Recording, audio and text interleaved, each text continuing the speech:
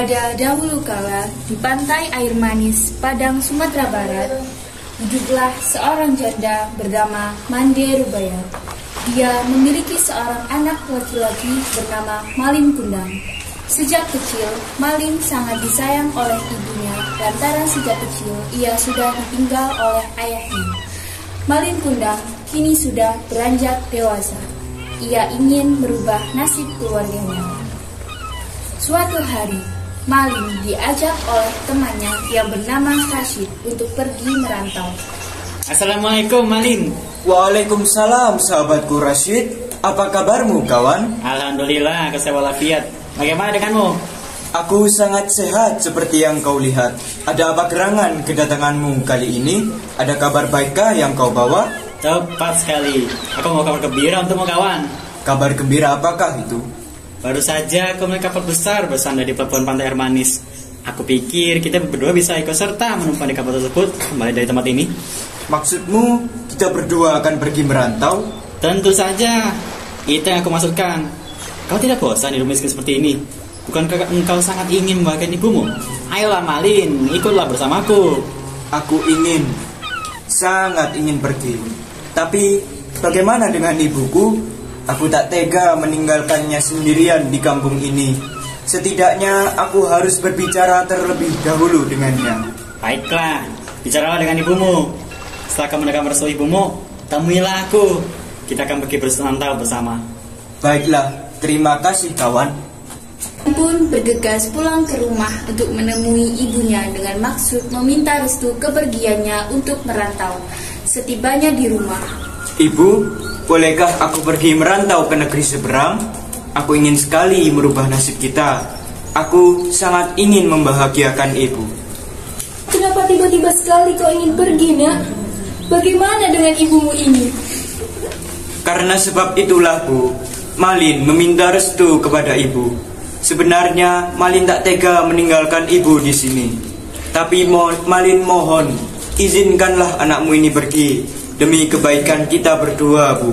Insya Allah Malin akan membuat kehidupan kita lebih baik dari sekarang.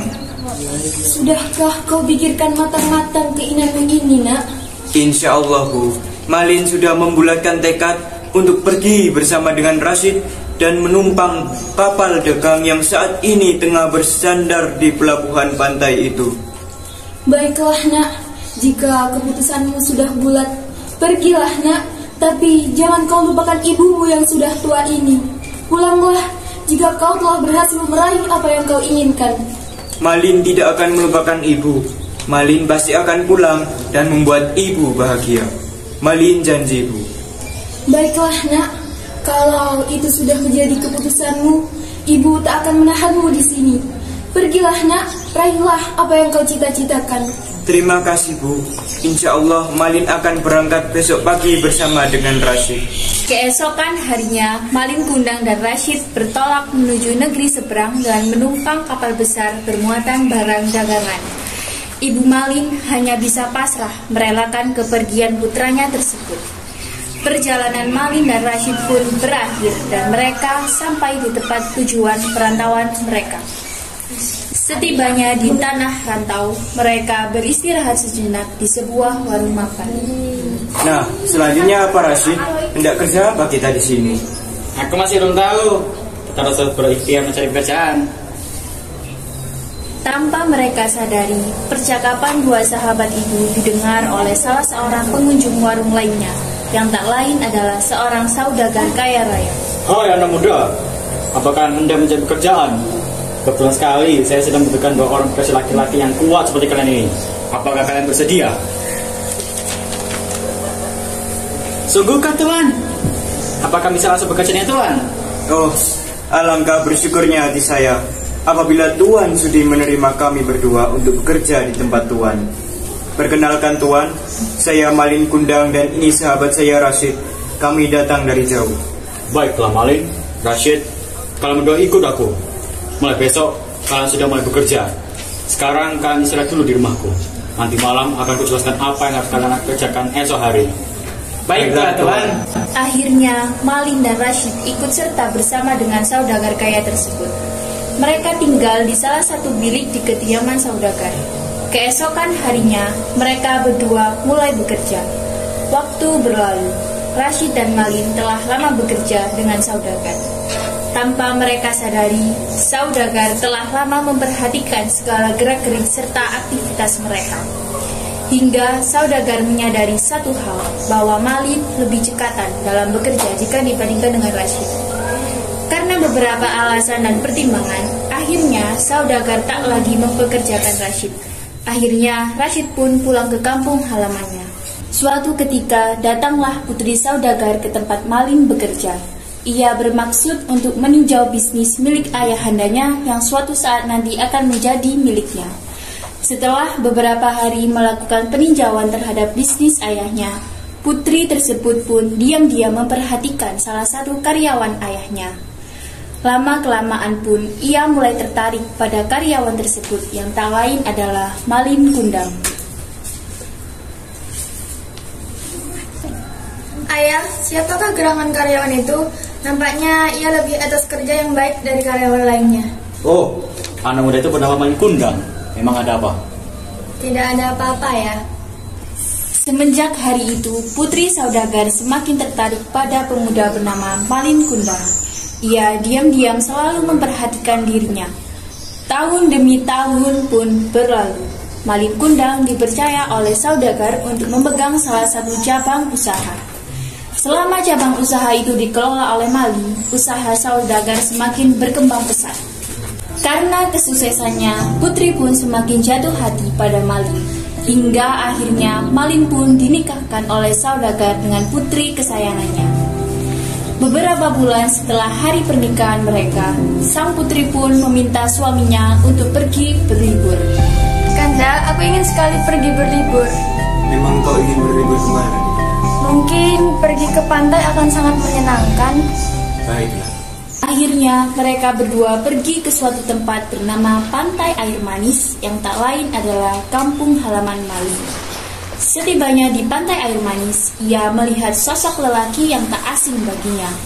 Lelaki itu tak lain adalah Rashid, sahabat lamanya. Rashid, kaukah itu? Malin? Wah, ini peran kau. Kau sudah suksesnya sekarang ini. Ya, seperti yang kau lihat, aku telah menikmati hasil jerih payahku. Kau lihat wanita di sampingku ini? Ia adalah putri saudagar yang kini menjadi istriku. Cantik bukan? Iya, kau sekarang telah jadi orang yang hebat, Malin. Aku kagum. Sudah ya, aku mau pergi jalan-jalan dulu bersama istriku yang cantik ini. Tentu kawan, bersenang-senanglah.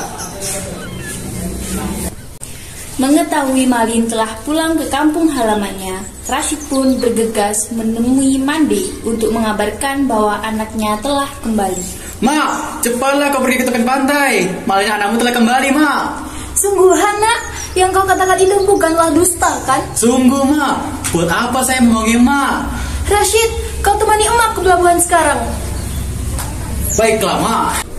Mande dan Rashid bergegas menuju tepian pantai, berharap Malin masih berada di sana dan belum beranjak kemana-mana. Rupanya benar, Malin bersama istrinya masih berada di tepian pantai Air Manis. Ia terlihat sedang beristirahat sejenak sambil menikmati indahnya deburan ombak tepi pantai. Malin, kaukah itu, nak? Siapakah wanita tua itu, Kanda? Sepertinya ia mengenalmu. Tak tahulah, mungkin pengemis yang mengaku-ngaku mengenal diriku. Alhamdulillah, nak, kau terlihat sangat sehat. Kapan kau datang, Malin? Kenapa kau tak mengabari ibumu terlebih dahulu? Kanda, apakah wanita tua ini adalah ibumu? Melihat ibunya yang datang dari kejauhan, berlari menghampirinya dengan pakaian compang-camping, Malin pun merasa sangat malu, terlebih terhadap istrinya. Hai perempuan tua, siapakah kau ini? Aku tak pernah punya ibu seburuk engkau. Berhentilah berpura-pura mengaku sebagai ibuku. Malin, ini ibumu, nak. Sudah lupakah engkau? Aku yang mengandung, melahirkan dan membesarkan engkau, nak. Nyahlah kau pengemis, kau bukan ibuku. Mendengar kata-kata Malin, Mande pun menangis, menahan kesedihan yang luar biasa. Ia pun pergi meninggalkan Malin dan istrinya. Mande tersungkur ke tanah sambil menengadah tangan ke atas. Ya Tuhan, apa yang terjadi dengan putraku Malin? Kenapa ia berubah setelah sekian lama? Jika memang ia bukan anakku, maka maafkanlah ia. Tapi jika ia adalah putra kandungku, maka kutuklah ia menjadi batu di tengah lautan, di sebuah kapal yang dinaiki oleh Malin dan istrinya. Kilat menyambar-nyambar, badai semakin kuat, dan kapal besar pun terguling. Kenapa bisa begini? Badai tiba-tiba datang. Ini sangat aneh. Istriku, kau baik-baik saja? Kanda, sebenarnya apa yang terjadi? Aku sungguh tak ngerti, Dinda. Alam sepertinya marah kepada kita. Seketika kilat dengan kekuatan sambaran yang luar biasa menyambar tubuh Malin. Tiba-tiba ia berubah menjadi batu. Ia berteriak sekencang-kencangnya sebelum akhirnya ia menjadi sebuah batu yang tersungkur seperti bersujud. Ampuni aku, Ibu. Maafkan aku yang telah durhaka kepadamu. Akhirnya Malin pun berubah menjadi batu.